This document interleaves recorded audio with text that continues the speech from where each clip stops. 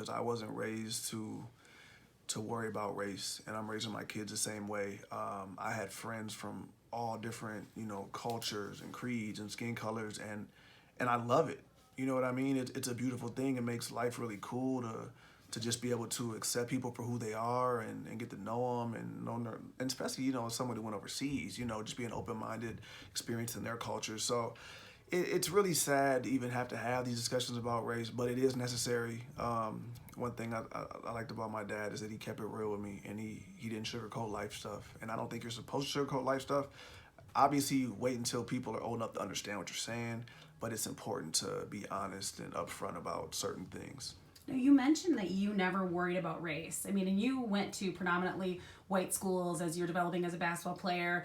I mean, how was that? Were you bullied? Did they look at you differently? Were you mistreated? I mean, that's got to be a hard thing. And you're just a kid, and kids aren't taught to hate. So you're going through, and your dad's telling you, don't worry about color. Everyone can be your friend. And are you experiencing that? Well, my dad actually grew up in Duluth, and he was born in 1947. I feel like the last black man was hung in Duluth in 1920. So, his experience with race was obviously a lot more heated than mine, but at the same time, his best friend was white. And his best friend spoke at my dad's funeral, and his best friend was there visiting my dad when he was dying, even though he lived far away. So even though he grew up in those turbulent times, like, it still shows you that love is love. And if you're not seeing certain things, that it shouldn't matter. So he raised me to be the same way, So I went to all white schools from, I think, first grade to sixth grade. I was the only black kid for 4 years until this other black girl came in. And I had one issue with race at the school, but that was it. Other than that, there was no other issues with race at the school. And so, I grew up in the inner city, though. So I grew up 5 or 6 blocks from where George Floyd was killed. So I grew up in the inner city. But then I went to school at the white school. So it's kind of like, I had my home life, but then I had like my work life or my business life, and they were separate, but at the same time, it was normal for me. And again, I never worried about color, never worried about even going into Holy Angels. I didn't have any issues with race at Holy Angels, at least nothing that I was aware of. There might have been some people that had issues with me, but no one ever said anything. So even though things were there, they weren't like huge issues, like ever. You did mention that you'd had one issue with race. What was that? So the one issue I had in the first grade, I had 3 white kids that basically like thought they were gonna rough me up, but it went the exact opposite, and ended up. Well, the details of it, they kind of tried to jump me a little bit, but I was really, really tough and really, really strong, and I beat them up pretty good. Broke one guy's teeth, actually, threw him on the ground. We're still friends, though, to this day. And he didn't snitch because it was his fault. Like, they came to me like, you're black, we don't like black people, whatever. And, so I handled them pretty quick. And the teachers didn't see it. It went really well for me. And after that, we all became friends, Buddy got his teeth fixed, and we were good to go, And it's kind of a weird thing, but we all became friends. I think they just didn't have any experience with black people, and I was the first one. And they just did whatever they wanted to do. Didn't work out well for them. And then we became friends, and we're still Facebook friends to this day. So I just think once they got to know me and understand that, whatever they thought wasn't what it really is, we all got past it, and it was no big deal. But at that time, I still had no race issue. It was just a particular isolated incident, and everything was cool. So do you feel like you haven't experienced as much of the racism because of who you are and your basketball abilities? You know what? It definitely helped. But my biggest issues that I ever had here, and it was all Minnesota stuff, was just like police stuff. You know what I mean? Like, driving while black. That's usually what it was. And it didn't matter if I was in, the first car that I was driving, which was like a Chevy Beretta, nothing flashy, that's my high school and college car, or if I got my Benz or my Escalade when I got to the league, it didn't matter. In Minnesota, there was issues. Like in Tennessee, I had no issues with the cops. Every place I played, Austin, Albuquerque, I'm not saying there's not issues everywhere, because there are, but I'm just saying the issues that I experienced were always with the Minnesota cops. Well, and obviously that's been a huge problem that they've been uncovering. I mean, and I Right. shouldn't even say uncovering now. It's been known for a long It's been time. known for a long time. And nothing's really changed. Yeah. But so can you tell me about some of those experiences that Yeah. you've had with Yeah, for Minneapolis sure. PD? Well, the one that sticks out the most is one time I got pulled over and the guy came to my window and he was like, he said I was speeding, right? And I don't know, I might have been. I was probably going over the speed limit, which speeding is speeding, whatever, right? And he was like, you were going 80. I was like, I wasn't going 80. You know what I mean? Like, I was not going 80. And then he kind of jumped down my throat, like, where's the pills? Where's the drugs? Where's this? Where's that? I'm like, I don't have pills, drugs. I think he said, where's the crack? I'm like, I don't have no crack. He went right to the crack. He went right to the crack. Like, bro, look at me. I got all my teeth. Like, come on, man. You know what a crackhead looks like, buddy. Look at me. I got muscles coming out of here. You know what I mean? So we, and it was funny because he was mad though. Like, I'm telling you, he was angry. Like, okay, I can't prove that you're speeding, even though I probably was, but I can't prove it. I don't know if he didn't gun me. I think maybe he just did the eye test, like you're speeding, but maybe he didn't clock me. And then he took me out the car and got my ID. And I was on the side of 35W, and he was like, "Oh, Troy Bell?" He was like, I'm like, "Yeah, Troy Bell." He's like, "Oh, I played against you back in." I'm like, "Oh, okay." And next thing you know, he wants an autograph. Oh my gosh. And he don't need the crack no more. He don't need my pills.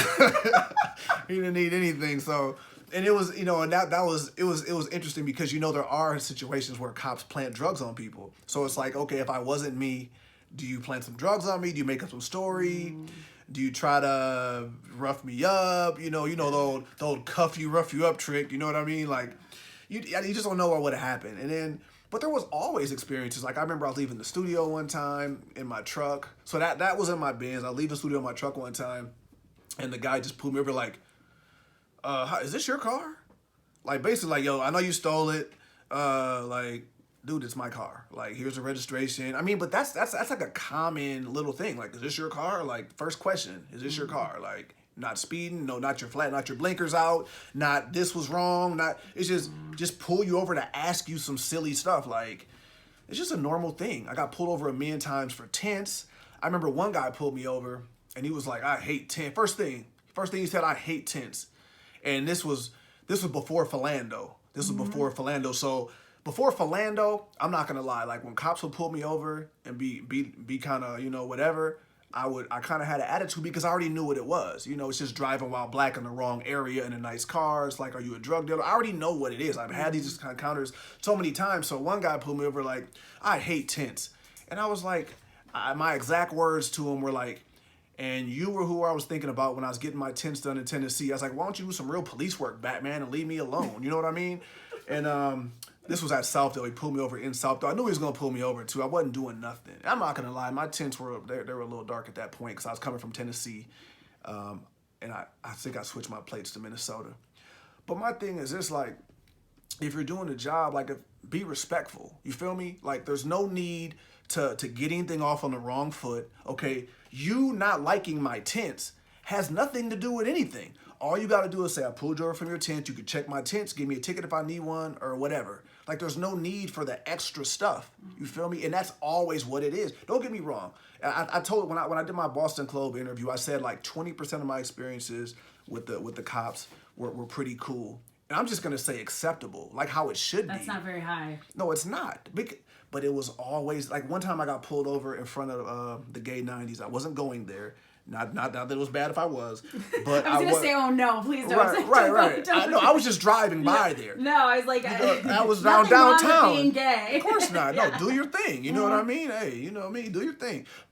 And the guy just kept walking around my car. Walking around my car. I wasn't speeding, wasn't doing nothing. And then finally, he's like, you know what? I think you need a front license plate. Because I had this cover over my car. He just walked around trying to figure out what could he do.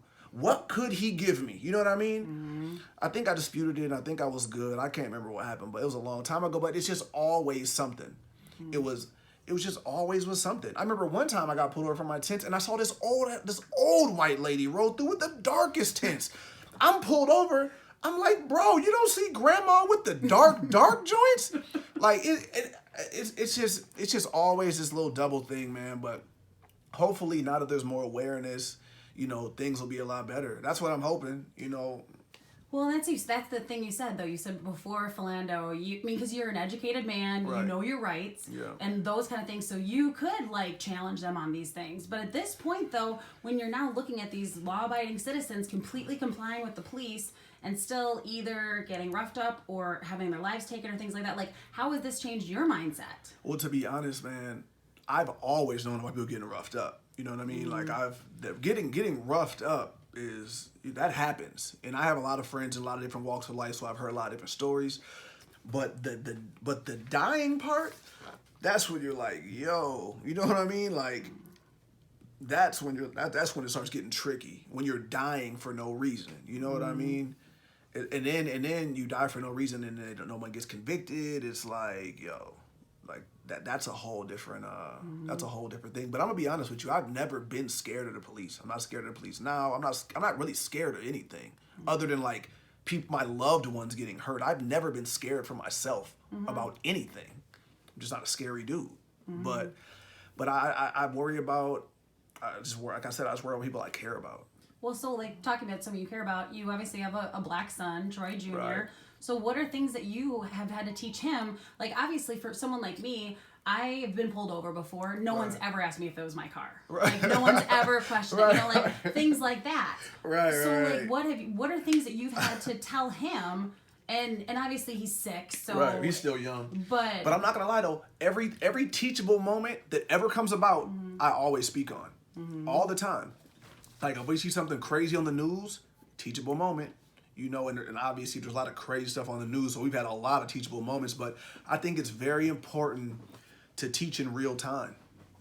I don't think that, especially with young kids, I don't think that you want to be going back because their minds moving so fast. They got all these things they want to do, and they want to play and do their iPad and do this. So I think as soon as it happens, you got to just stop it right there and just say, okay, this is why that, you know what I mean, blah, blah, blah. But one of the hardest parts about all this is like, you know, my son, we live in Bloomington, so, you know, most of the schools are pretty much white, and he hasn't had any issues with any white kids. So it kind of sucks having to tell him, like, yo, there are white people out there that aren't going to like you just because of your skin color. They don't know what you do. They don't know what you like. They don't know anything about you.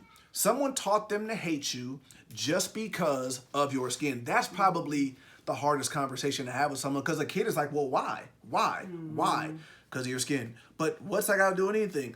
I don't know, but that's just what it is. That's kind of that's actually like a heartbreaking conversation. Obviously, when you're our age and you've been through all the stuff, unfortunately it's normal and it's actually easy for me to speak on, but you just feel sorry because every day their innocence is they're losing a little bit of their innocence with all this weirdo stuff that's going on. That it is so unnecessary. Exactly. Like some of the stuff you see on Instagram now, like I follow every page, funny pages, messed up pages, everything. So like you see all these racist people and you're just listening to them talk like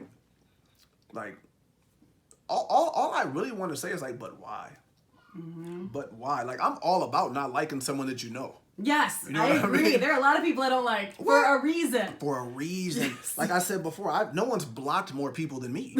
Nobody has. Well, I think I could compete with you on that one. I bet you can. We'll do it. We're gonna look at our stuff. Oh man, listen, man. I promise you. You don't get the Iowa and the Hawk and then the Badger fans though. Dude, I'm telling you, here's why I know I block more people than you, because I'll block someone before they actually might really need it. Because I trust myself so much that I'm like, he rubbed me the wrong way, block. You know what I mean? Like, if it's not someone that I know I need in my life, I'll just block it. A wrong number, I block it. I don't block wrong numbers, but that's why you're not winning.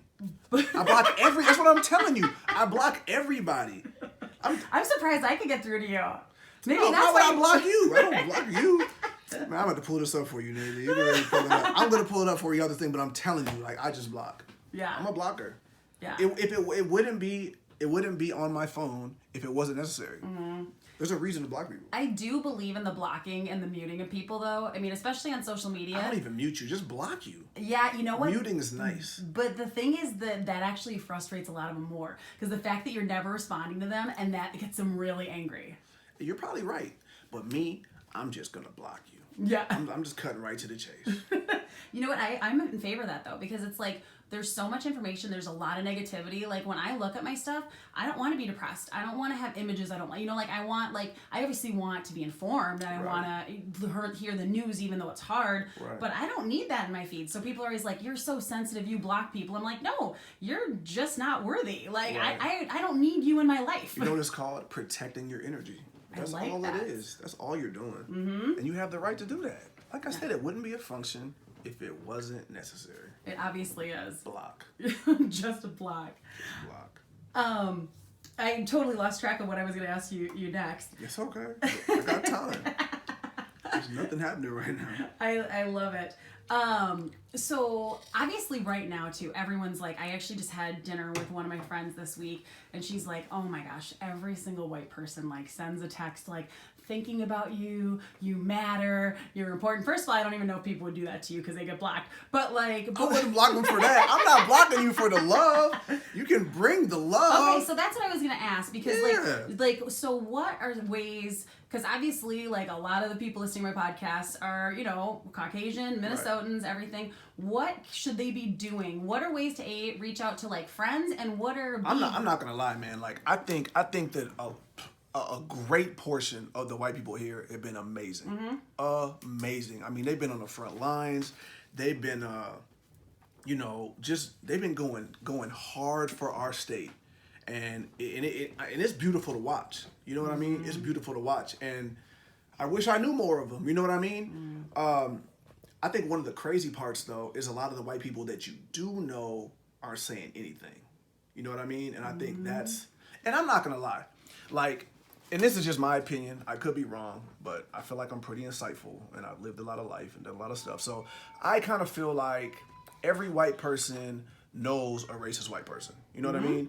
And I feel like they might be friends with them, and that's okay. I'm not telling nobody to pick no sides or choose sides, or any of that, because I don't think that's my right. Because people have relationships. I don't know what you guys have went through together. And just because that person doesn't like black people doesn't mean you shouldn't be friends with them, because you guys can still connect on a million different things. But I kind of feel like if you don't believe in what's going on, I think you should say something. I don't even care if it's a Facebook post, a couple memes, whatever, just to kind of let the minorities, because I'm not gonna lie, I don't think black lives just means black. I mean, black is brown, it's Asian, to me it's everything. You know what I mean? So just to let the minorities in your life know, like, hey, I'm not necessarily with this BS. You know what I mean? And but to be honest, you know me, I don't hold anything against anybody.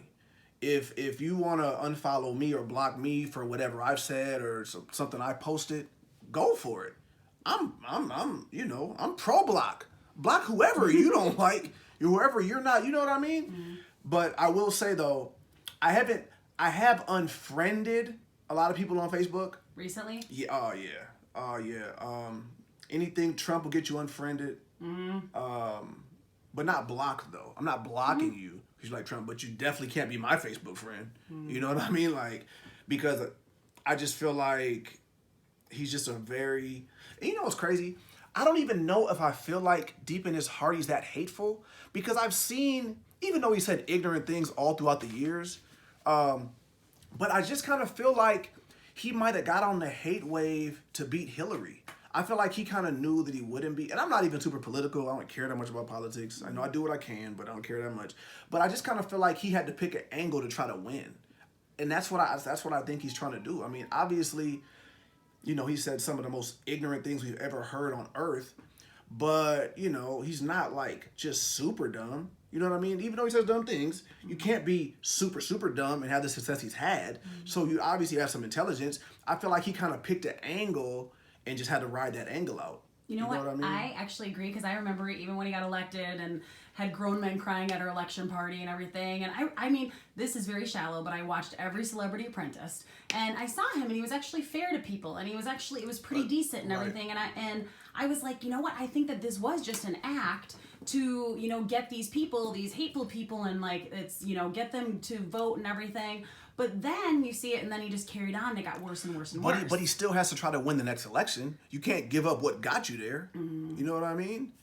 Yeah. You're a basketball person. If we dump it inside and we're scoring, we don't just start shooting threes for no reason. We got to stick with what's working. Yeah. But over time, he probably has got a little hateful just because, you know, whatever you have to do and whatever you embody and embrace, it's going to, you know, kind of be on you. But so I think he probably has stepped the hate up a little bit, but I don't think he started out just being this super racist guy. I don't think. You'd hope not. Yeah, you hope not. Yeah. I mean, I think he's definitely playing a good character. You know what I mean? And he's definitely brought the racists out. He brought them. He made it okay. Out. Oh, he brought them out. You know what I mean? But you know, what do you do, man? Yeah, I saw the perfect sign that I saw because I couldn't put it into words was I don't want to misquote it, but it basically said, I'm not saying that all people who follow Trump are racist, but it makes it not a deal breaker for you. Right. And right. it should be a deal breaker. Right. But can you really tell people how to feel? You know what I mean? Like, can you? Not really. The thing is, I think a lot of people want to do good things, like kind of reflecting back on that. And you said that, you know, people not saying anything has been the worst, you know, like that you've been disappointed with that. Like, I've seen so many people that are like, what do I say? I'm not sure. I'm confused on like how to get my message out there, because it's like, you don't want to offend anyone. And you also like, I feel like people really tiptoe around this issue versus just saying what's in their heart and their minds, you know? But can you really live a life not trying to offend anyone? No, I know I can't. You know, that's what I'm saying. I think people like you and I don't, but... Yeah, but that's why you got to just say what you feel. If you feel something, you just got to say it. You know, and let the chips fall where they may. I mean, especially if you're an adult. Like, I mean, I don't know. I would feel like a complete sucker if everything I did was to just toe the line of not offending someone. Because and I'm sure in your life too, there's a lot of people that set out to offend you, set out to hurt you verbally or physically. I know what's happened in my life. So if people, you know, can do that to me, like, why am I gonna, you know, hold back on what I feel, especially if I know it's right, if I know it's what needs to be said. So I don't know, man. I just feel like if you have something in your heart and you need to get it out, and especially if it's gonna make people feel good, you know, that you actually care about, I feel like you should say that. Don't sit on those feelings, because you never know who's watching you and what they're waiting on you to say. I'm not going to say I'm disappointed in anyone, because I'm not. But there are certain people that you would like to, you know, hear say something. That's all I'll say. You know what I mean? It's true, and I will tell you, I know you aren't on Twitter much, but I mean, I have been very, very vocal on Twitter, and I have lost so many followers. No doubt. And you're looking at it, you're like, wow, I just feel lighter though, because honestly, if I'm not even talking politics here, I'm talking about basic human rights. Right. And if you're not in favor of that, like, I don't need to associate with you, even like on a Twitter level. How can I? Yeah, not a loss. How can I? That's what I'm saying. Yeah. Same thing happened to me on Instagram too, when I was posting a lot of stuff. But who cares about followers? Yeah. You know what I'm saying? Oh, exactly. Like, who cares? Like, yeah. But like you said, like, I feel like I want whoever follows me or whatever, like, you want them there for the right reasons. You know, want them to actually follow you, not whoever they think you are or whatever. Like, follow me because you want to. Yep. Speaking of, where can they follow you? What are your handles? Here's your quick little plug, like. Oh man, just Troy. I think my Instagram is Troy__Bell. I think my Twitter. I don't even be on Twitter, so don't follow me on Twitter. I mean, you can, but it's Troy Bell S2P, but I don't care about Twitter. I'm never on there. Okay. If someone writes me, I'll check it like once every so often, but I don't care about Twitter. Yeah, which is funny because that's where all the sports stuff is. But I don't really talk that much in public unless it's like an interview or whatever. I don't know. Yeah. I guess I'm more private. I mean, kind of.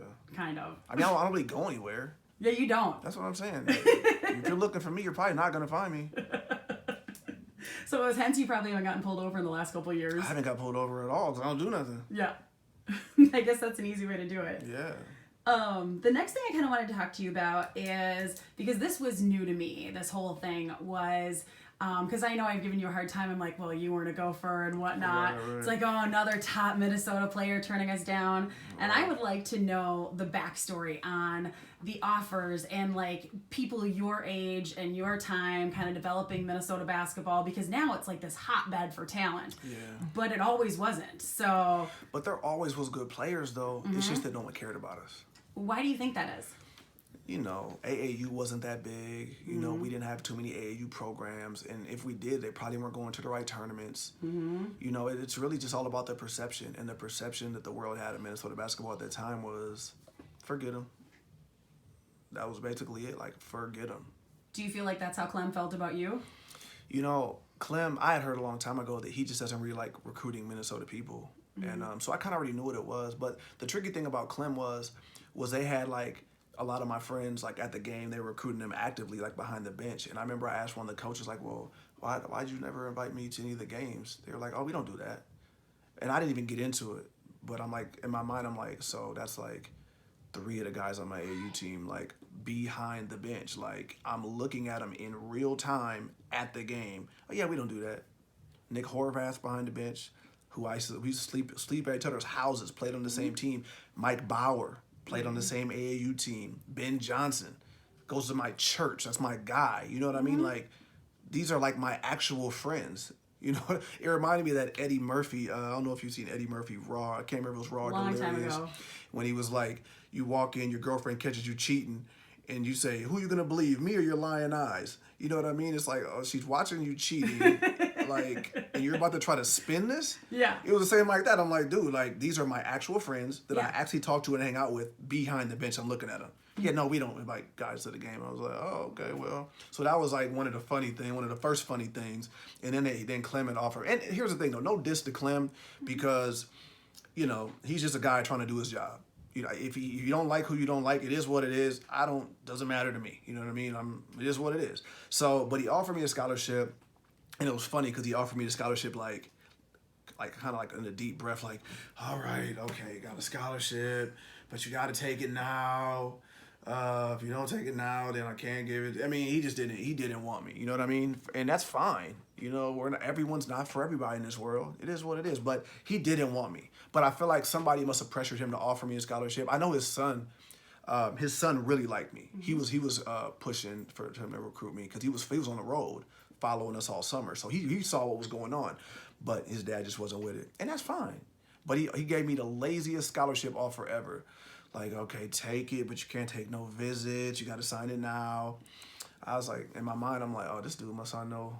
He must not have been seeing me. He don't know who I am. You know what I mean? So I was like, thanks a lot. And that was it. Then he canceled the home visit.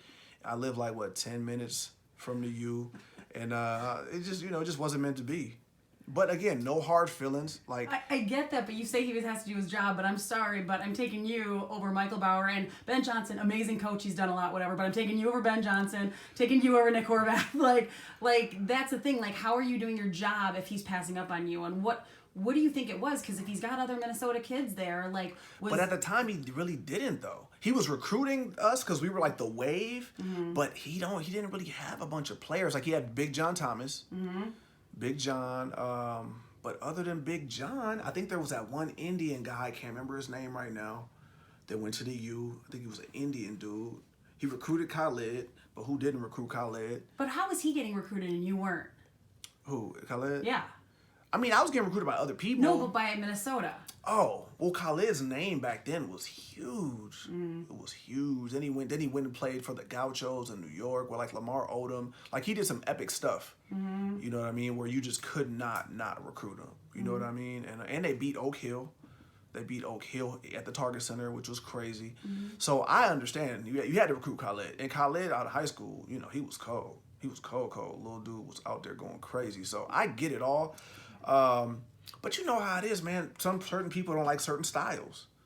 You know what I mean? And he must just didn't like my style of ball. Yeah, you're too quick for him, or I don't know. It's something about, or maybe he didn't see me, because I know his son was at the game, but maybe he didn't go to the games. Maybe he just was like, yeah.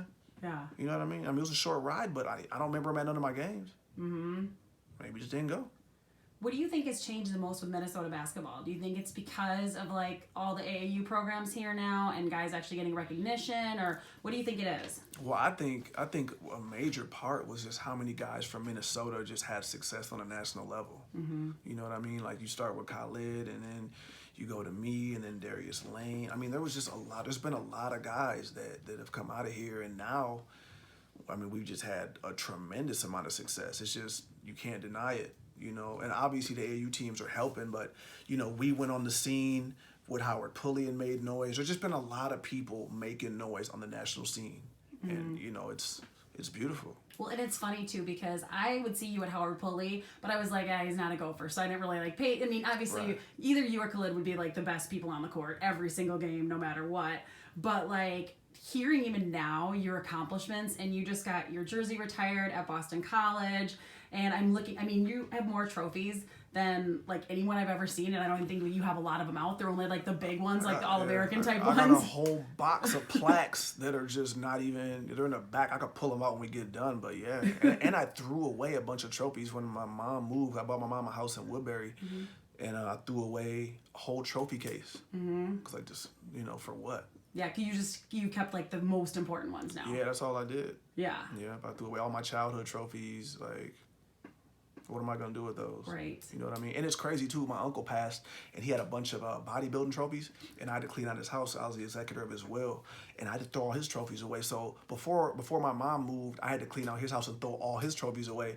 And and at that moment, it's like, wow, like these only matter to him and the people that know him. Nobody else. And so after going through that experience, it's just like, you know, they're for you. Yeah. They're for the people that care about you. Yeah. That's You don't need it all. You know, I mean, what are you gonna do with it?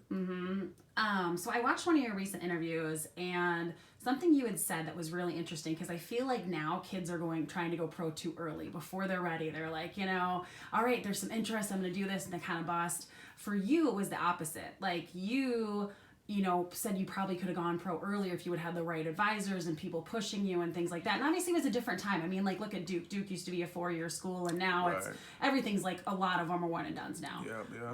But what would you tell kids, you know, going through this right now? Like, what to evaluate, how you see things, who to trust too? Like, who are those most important people?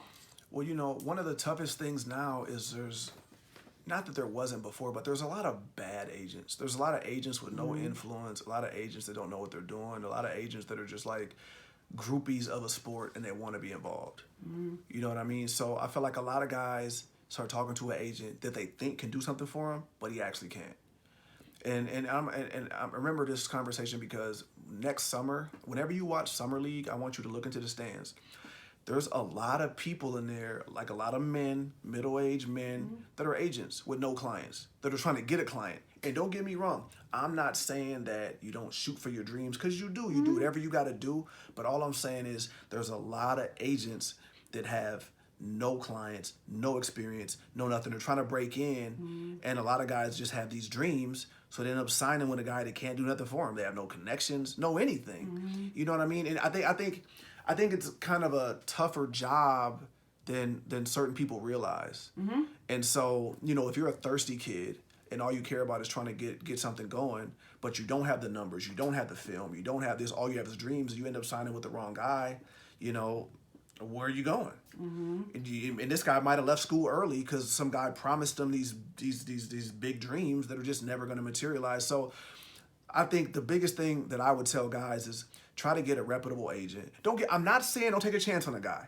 I'm just saying make sure that this guy is who he says he is. Make sure this guy can actually do something for you. Don't just sign because you're thirsty.